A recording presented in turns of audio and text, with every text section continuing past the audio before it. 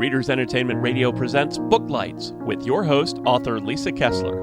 Booklights, where we're shining a light on good books. Hello, everyone. Thanks for tuning in to Booklights today. We are halfway through October. Can you believe it? And everyone who is a frequent listener knows that I devote October to everything spooky. It's my favorite season of the year. And I'm super excited for you guys to get to meet Jeremy Dauber. He is the author of American Scary. So it's right with our theme. And he has all kinds of amazing different genre type books. So we'll try and talk about them all today, but leading with the spooky. So if you've never read Jeremy yet, you are in for a big treat. I'll read his bio here so you can get to know him and then we'll chat. So Jeremy Dauber is a professor of Jewish literature and American studies at Columbia University, where he has also served as director of its Institute for Israel and Jewish Studies. He received his undergraduate degree, cum laude, from Harvard, so he's real smart, guys, and his doctorate from the University of Oxford, which he attended as a Rhodes Scholar. His most recent books are American Scary, American Comics, A History, which was featured on the cover of the New York Times Book Review, and also Mel Brooks' Disobedient Jew. And anyone who is a longtime listener knows I'm a huge Mel Brooks fan, so we will definitely talk about that too. As J.A. Dauber, he is also the author of a YA novel, Mayhem and Madness, Chronicles of a Teenaged Supervillain, which was a young adult's choice for the Children's Book Council. A new middle grade novel, currently titled Press 1 for Invasion, will be published by Simon & Schuster's Aladdin books next year. He frequently lectures on topics related to American pop culture, Jewish literature, history, and humor at venues throughout the United States and internationally. You can learn even more at his website, which there is a link right there in the show notes. So you can check it out and see where he's speaking and which books are coming out next. So anyway, be sure to check that out. So without any further delay, Jeremy, how are you? Good, Lisa. How are you? Nice to see you and to talk with you. Yes, on the podcast. Well, I'm really excited about American Scary. I cannot wait to read it. Can you tell everybody kind of what inspired this and what they can find in there? Sure. I have been a horror fan, certainly a fan of horror fiction from way back when I was much too young to read Stephen King. And hey, me too. Right?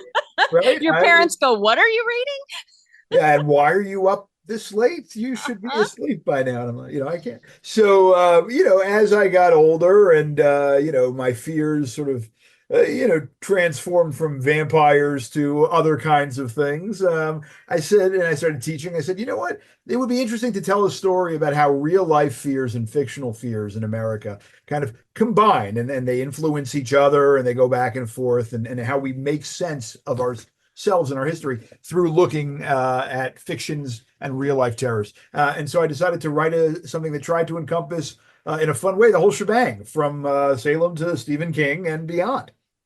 I love it. I love it. So when people read this book, are they going to hear like real life history and also like the history of, Nosferatu scary movies and books, or how's it? That's exactly it. And the way in which those two things work with each other. So, for example, just to take one example, in the immediate period after World War II, everyone was very afraid of nuclear annihilation, right? It was a real life fear. And there were some movies, right, that really sort of took that head on. Things like Dr. Strangelove or Failsafe and things like that. I talk about those. But I also talk about the way in which alien invasion in science fiction movies, and which featured radioactivity or things from beyond coming down to rain deadly fire on your head, really were a way of Americans kind of also working through some of those fears without actually having to face them sort of directly head on. So it's the way that the headlines go back and forth to fiction, and then that sort of again influences how we think about the real life. And how do you, there have been multiple times in our American timeline when real life history and fictional kind of accidentally intersected. Like I'm thinking of War of the Worlds and when Blair Witch first came out, and it came out like a documentary on TV, and we're all like, right. What? Do you talk about those two?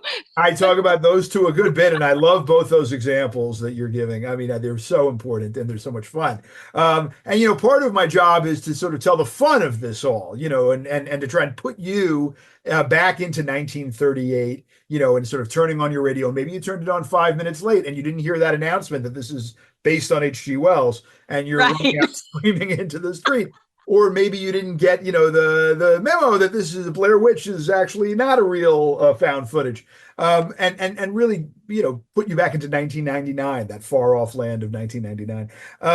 But and part of it is saying, well, they talk about the War of the Worlds in 1938, and everyone is thinking about another War of the Worlds that's sort of right around the corner. Mm-hmm. And how do those two things sort of come together? As well, and so digging a little deep, but also having a fun ride. That was sort of challenge, and I hope I pulled it off. Right. And you have kind of a background in humor. How did you also get sucked into horror? Yeah, I mean, it's funny because I think humor and horror have a lot in common, and in two ways. One of them is that they're both blueprints into the psyche of a culture. If you find out what makes a culture laugh, if you find out what makes it afraid, you really can kind of understand it. And the other thing is that, it's a really fun way as a cultural historian and people who care about culture of understanding what audiences are thinking and what works. If you write a poem and someone is like, I don't get that poem at all, the poet can say, well, I'm, Emily Dickinson. I don't care if you, don't understand it. I'm a genius. If you tell a joke and nobody laughs, you got to keep thinking. And I think that's true at horror movies too, right? If there are lots of different ways to scare people, and we can talk about that. But if you don't scare people at all, then you've probably done something wrong.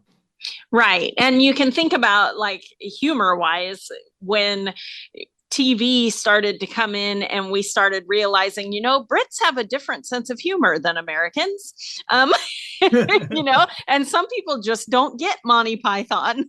And, so it's interesting how each, country has their own version of humor and probably horror too, right? 100%. And it's so much fun, to really focus on one country, our country, but also to talk about how sometimes that stuff makes its way in by little, at particular moments in an inkling. So, there's a point around the turn of the 20th century when people like H.G. Wells are coming in, the sort of the English ghost story, thanks to Charles Dickens, but then later on influences people like Henry James and Edith Wharton, and that's part of the story too. The word psychopath is coined thanks to Jack the Ripper in England, and that makes its way over the Atlantic, and then we start focusing on different parts of the American fearscape in different ways. The same way now, there's a lot more in the 21st century, there's a lot more Asian influence in horror than there has been through almost all of America's history. There were times in America when people were afraid of Asians, this thing we call the yellow peril. And that I talk about, unfortunately and tragically too, as part of our story of what we're afraid of. But now you watch movies like The Ring or The Grudge, which are based on Asian movies, and you say, or Korean zombie things like or shows like Squid Game on Netflix, and we're like, wow, yeah, Squid Game was something. yeah, absolutely. So a lot of fun stuff to kind of put into the mill and talk about, Yeah. And when we were talking about horror and humor being close together, it popped in my head of Christopher Moore. You probably enjoy him, or if you haven't, you would. Practical demon keeping and right. Blood-sucking fiends. And there are writers who can successfully merge, horror and humor together. I think that's right. And that's really a very long tradition in the history of horror as well. I mean, if you look at Edgar Allan Poe's earliest stories, he actually is quite satirical and funny. He makes one of his early stories that I talk about, he makes fun of like the leading horror magazine of the time, which was a magazine called Blackwoods that came out of Scotland. And he was like, how to write an article. And it's like, focus on the sensations.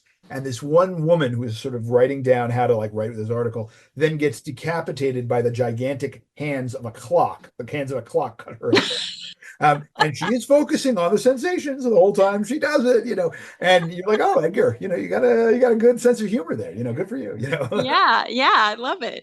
Yeah. Well, how do you think that like America's maybe obsession is the right word with horror, do you think that impacted how we have really that and capitalism, how we have built up Halloween? I know that people from other countries are like, what is with Halloween? And now, of course, candy companies are pushing it in other countries too, but we really exploded Halloween. Do you examine that with the horror in your book?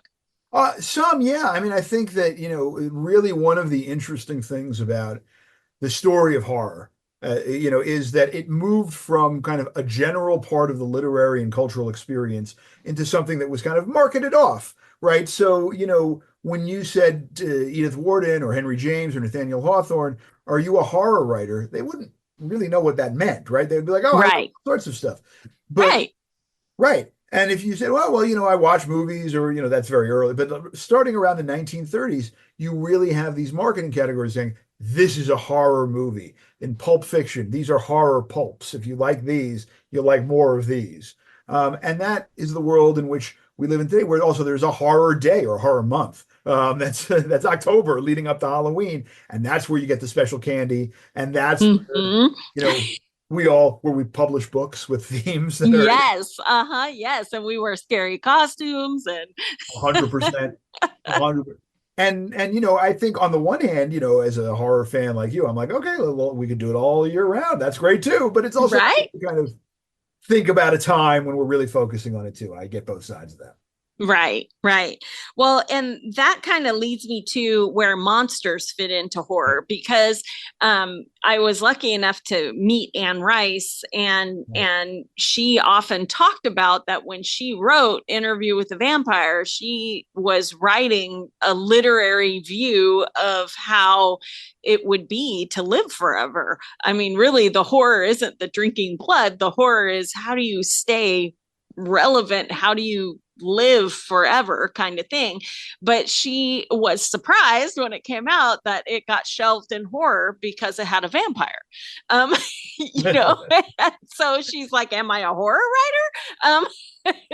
So I think it's interesting how if there is a monster, boom, it's horror, and as you say, there really is that surprise there of saying, well, can't you use these in all sorts of different ways. I think I'm a big fan of Anne Rice's. I think Interview with the Vampire is a wonderful novel. I think The Vampire Lestat is a great novel. And to me, what's very interesting about what Rice did, and I talk about her a good bit in the book as a result, is that you take these monsters, these iconic monsters that have sort of such a long life in our culture, and they become different things in different eras. And Rice, in the 1950s, no one was like, here's a vampire that has like a real kind of, for lack of a better word, erotic sensibility, right? You can't and Rice, but that's a real kind of, as you say, sort of tragic, romantic kind of thing. You have a little bit of that earlier on, but Rice sort of really brings that aspect out of it. And for sure. What ends up happening is that it becomes a very, she writes right at the dawn of the age of AIDS. That becomes a very interesting challenge for what it means to write about sort of a blood-borne transmission mechanism in that age. And the vampire becomes a major metaphor, thanks to Rice, for that period. In a way that if you look at vampire things from the 1930s, it's really not about that at all, right? They don't really care. Right. There's something to be scared of, and they're gross. Yes, that's exactly right. And there's a class, Dracula comes out during the Great Depression, right? The movie, and you have a count from the old world who's preying on people who are not counts. You're like, maybe there's a class dimension here, during the Great Depression. And also, interestingly enough, Bram Stoker's Dracula also had lots of issues with women. Yes. It was like when I finally read Dracula, the book, I thought, I'm slightly offended here. What? As I think is rightly so, as you should be. I mean, this is, this is a Victorian novel. Bram Stoker, right? Comes out in 1827 for the people listening who don't know, right? This is really a novel of Victoriana, and where women who kind of dare to kind of be a little bit more agency to, they get put back in their place with, giant phallic fangs and then a big stake that gets hammered in. Yes. Not so subtle in its gender politics, I think it's fair to say. Yes. And you have different kinds of vampire mythologies that, they try to address that, they deal with it, they exalt it, and I think that also the figure of the witch, is very interesting. I mean, if you look at the politics of the figure of the witch in the literature and the culture of 1690s America, right? Yeah, pretty anti-feminist, I think it's fair. Yes, for sure. If you look at the witch in the 1990s, with movies like The Craft or Willow's character in Buffy the Vampire Slayer, right? You say, we're reclaiming this. We're saying this is a source of power and agency and autonomy. And it's still a witch, but they're very, very different. Right, for sure. Yeah, definitely. If I went to Salem, I write paranormal romance novels. So I have some sexy vampires and powerful witches and things like that. So I've been to Salem for book research and things. And it's very interesting when you get there and you hear about these women. It was really like this fanatical thing that I can't help tying to, patriarchal religion. Yeah. We can't be having women, and it's very threatening that women actually give birth. And, and that was very threatening to the men who are supposed to be, the powerful, and Eve tempted us with the apple. And, horror really goes way back. It absolutely, and I think you're so right to focus on these continuities, these things. One of the things that I talk about in the book is we're afraid of big things up there, but also the person next door. Right. And the prime card in that deck has always been for patriarchal societies, women. That's always, and you had these sources in Massachusetts Bay of women who could have their own power, but they could be folk healers, they could be widows. And of course, midwives were too powerful. They had the power of life. I mean, in a fundamental way. And so that could not be abided by the Puritan fathers, right? Obviously intentionally. And it's not surprising that becomes sort of a real focus, not the sole focus, right? There were also males who were brought up, but really the prime focus of the Salem witchcraft trials. Right. Yeah. You can't be having uppity women. No. No. And would that concern had stopped in the 1690s, right? Right. We're still dealing with it. Right. And go on. Go. Yeah, well, I was going to say, I think that kind of, as far as horror fiction and horror movies go, I think that kind of is the angle of the appeal, is because it gives us the ability to kind of experience that fear without having to experience it in real life. Unfortunately, the Salem witch trials were real, and these people went through this real thing, but we can read and watch movies and experience the fear without having to actually be ourselves on trial. Does that play into your kind of look on why it sticks around? Absolutely. I mean, that is to me the crux and the essence of why we enjoy horror. I mean, I often say nobody really enjoys real life horror. Right. None of us want to be scared. Right? But I mean, if a big, we might love big spider movies or whatever, and we don't want to find a big spider in your bathtub. No. But this is a way. I mean, and sometimes very serious fears. One of my favorite stories to teach at Columbia, and I talk about it in the book, is by this really very, very wonderful science fiction writer whose name was Alice Sheldon, but she went by Raccoona Sheldon sometimes, or James Tiptree Jr. sometimes. And she wrote a novella called The Screwfly Solution, in which all of a sudden men, this is written in the 70s, if I recall, men begin to become very homicidal towards women, all of a sudden. Mm-hmm. And even every men sort of threat.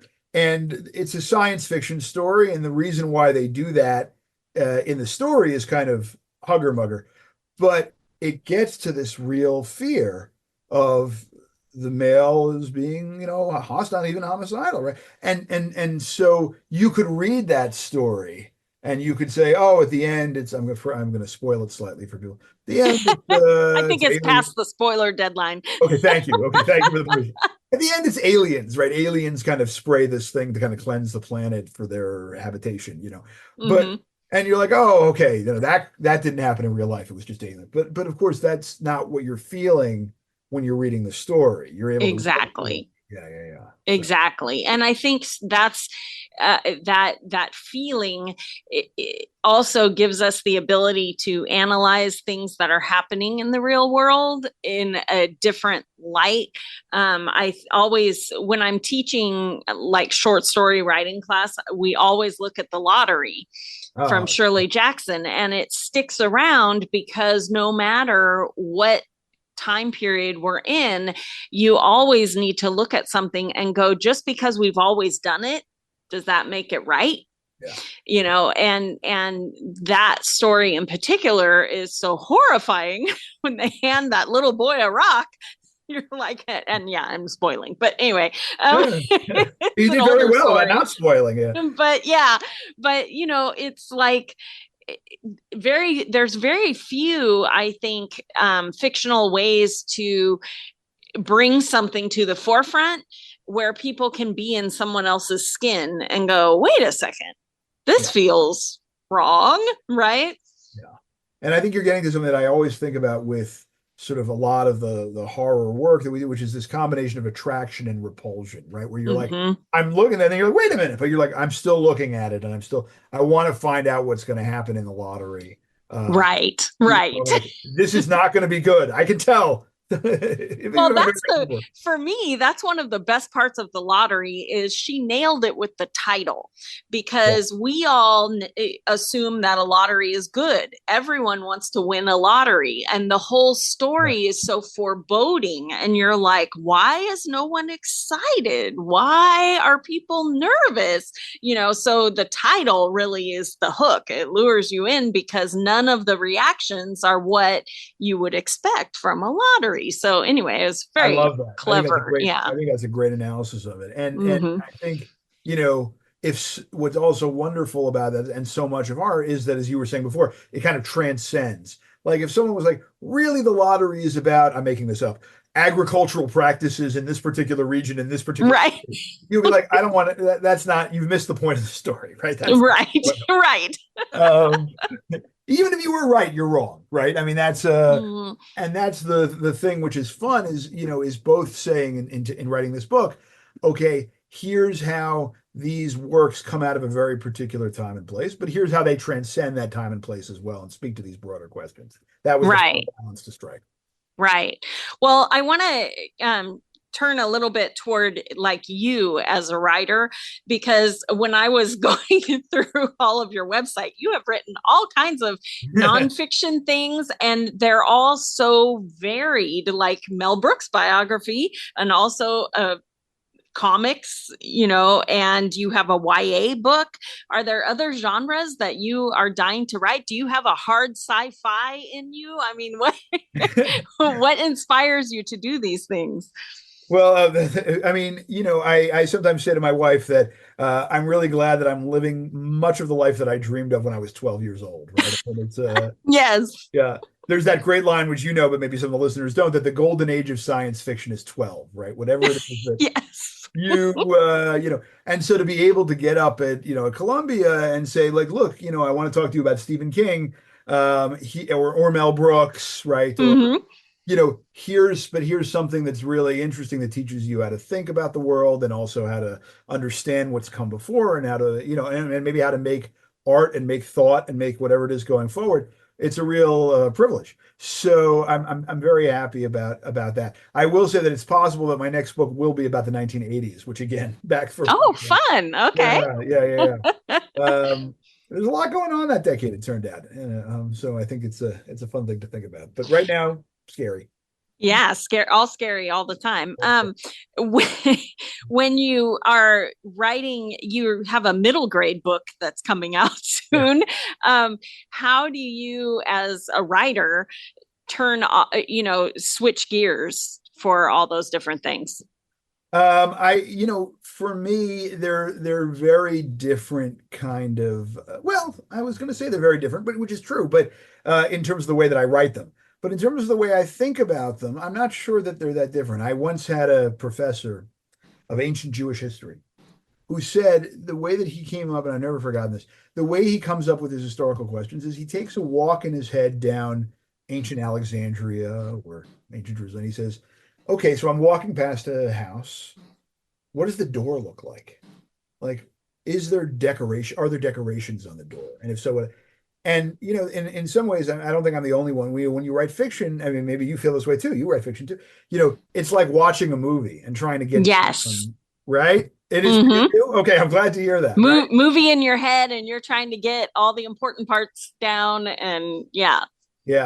And there's a similar thing in writing a cultural history for me that it's like you're looking at something through a telescope, and you're continuing to kind of refine. The people on the podcast can't see, but I'm making kind of changing, focusing motions with my hands. You refine the picture more and more, so it gets more and more granular. But it's still that kind of same thing. Like you're trying to watch the movie and see what the story is. Mm-hmm. So that is similar between the two, although the process is very different. Right. And writing for a completely different audience is probably very a shift very also. I mean, you must find this as well in a different way, though. It sounds like your work is for adults, right? It's yeah. But where you're like, oh, okay, I could craft a sentence in this way, but like that's not what this project demands, right? I mean, right. Yeah. And what genre expectations are. And of course, for a middle grade versus a YA versus nonfiction, it's all totally different. Totally so, well, what did you always want to be a writer? I'm guessing by the comics book that you must have always been into comics. Are you living your dream? You always wanted to be a writer, or did that come to you later? No, I always I always did a little bit of writing, and I always sort of thought that would be a fun thing to do, but I did not necessarily think that I was interested in writing nonfiction. But it turns out that I really genuinely like writing both fiction and nonfiction, which was nice because at least in the part of the university that I spend most of my day in, if you write fiction, you're in big trouble. So, if you write, maybe I should say, if you write fiction and pass it off as nonfiction, you're in big trouble. Right? There you go. That's what I mean to say, right?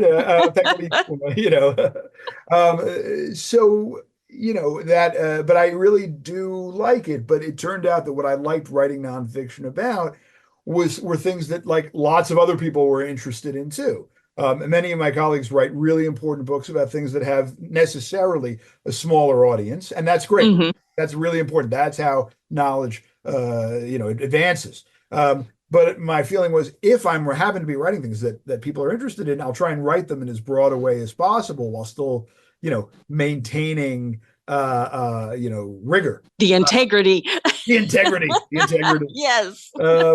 So, that was a fun thing to learn how to do too, is to try and write in that way. Right. Well, since it is spooky season, everyone who comes on during spooky season has to share with us your favorite scary movie and favorite scary novel.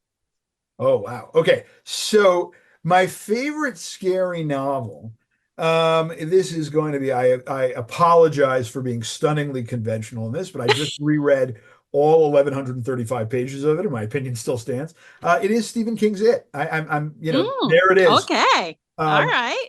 I think it is, it says the most for me about a certain kind of horror fiction, about the interaction between classic supernatural monstrosity and a kind of coming of age sort of world of the post-war generation, and what the encounter between real life and the supernatural might look like.